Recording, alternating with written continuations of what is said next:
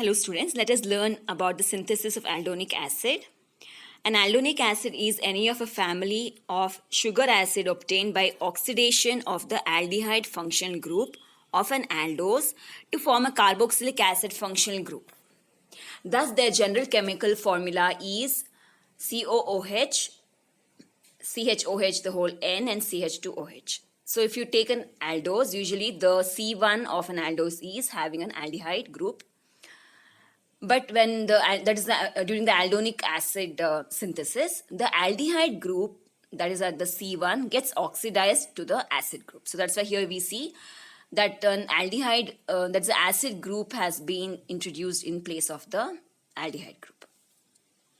Aldonic acids are found in many biological systems. It is found in vegetables and fruits. It is also seen in green wheat plants. So let us understand the structure and also the synthesis. So this is the glucose structure on the left of your screen. So here is the structure of the aldose, that is nothing but the glucose. So here we see at C1 it is having an aldehyde, and this is the structure of the glucose having the C6 carbon, wherein the C1 comprises of the aldehyde. So now this is the open chain of the aldose, that is also called as a Fischer projection of the glucose. Now this glucose on oxidation changes to the aldonic acid. So the main difference between an aldose and an aldonic acid is the replacement of an aldehyde by an acid. So that is happening by oxidation. So we are using suitable oxidizing agents wherein the aldehyde or the C1 carbon gets oxidized to the acid, that is the carboxylic acid. So which is going to give rise to the nothing but the aldonic acid.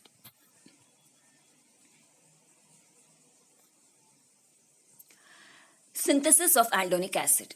Aldonic acids are typically prepared by oxidation of the sugar with bromine.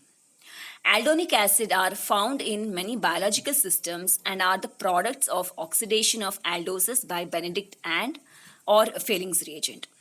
So usually the main difference between reducing and non-reducing sugar is the test that we do usually in the laboratories, which is nothing but making use of the Benedict's and the Fehling's reagent, wherein the color change is only going to tell us or indicate that there is a reducing sugar. So apart from that, even bromine can also be used to make a difference or to know whether there is an aldose or a ketose in the sugar. So usually if there is a presence of an aldose, the color of the bromine, which is usually reddish to yellowish in color, changes to colorless. So that is how we can indicate that there is a presence of aldose in the sugar.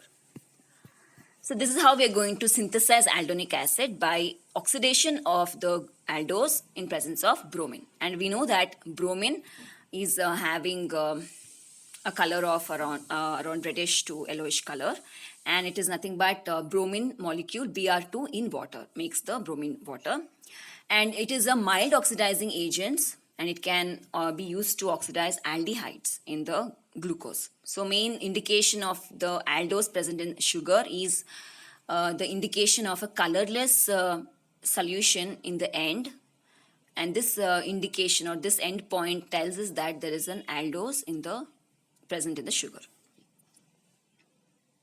So this is again the reaction wherein the aldose in presence of bromine and water is going to give rise to the aldonic acid. Now let us also look at the mechanism how the aldehyde in presence of bromine in water converts to the acid group. So here is the mechanism. So first is there is an aldehyde group, that is nothing but the C1 of the glucose. It first reacts with water molecule. So water molecule is split in this way, OH and H. So wherein the O is having a lone pair on it. So it is going to attack at the carbonyl carbon, because we know carbonyl carbon is electropositive, because the carbonyl carbon is bonded to electron negative atom, that is oxygen.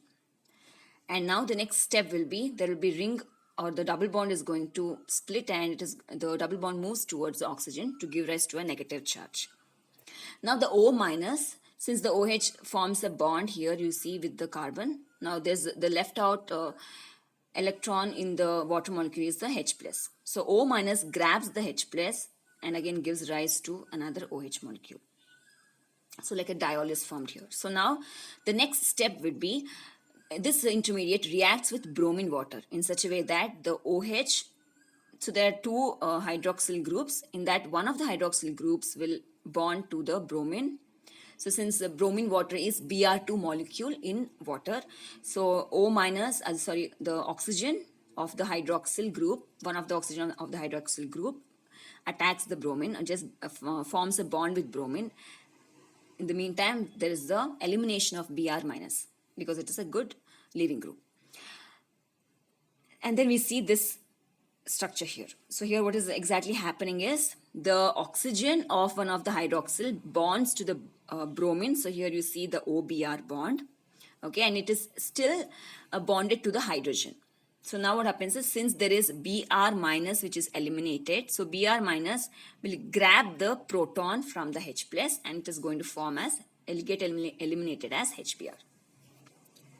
Okay, so at this point, again, there will be another molecule of water. Since this bromine water is nothing but it's bromine molecule in water. So hence, there is sufficient amount of water which is present in the reaction medium. And hence, there is the water which gets involved in the next step, wherein the H2O, that is oxygen, grabs the proton. That you can see here, it grabs the proton. And the electron pair moves towards the carbon and oxygen to give rise to a double bond. So now the oxygen bears 3 bonds and hence Br minus is eliminated. So this way there is the acid group which is formed. And there is the hydronium ion. So these hydronium ions are nothing but water which is bonded with H plus, and again they can split as water and H plus, wherein the H plus will form a bond with Br minus to give rise to HBr. So this is how the aldehyde group is oxidized in presence of bromine to the acid group. That is the synthesis of aldonic acid, or we can also say aldose converting to aldonic acid. Thank you.